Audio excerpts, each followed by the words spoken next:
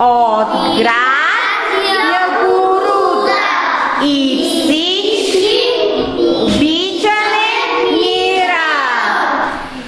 Големите шегуват се с нас и често първолаци ни наричат.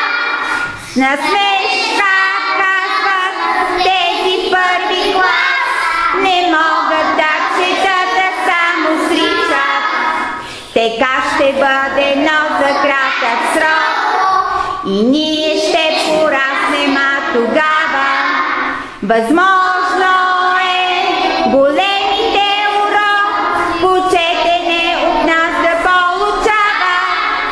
Казваме с пълен глас, хубаво е първи клас, всяко нещо на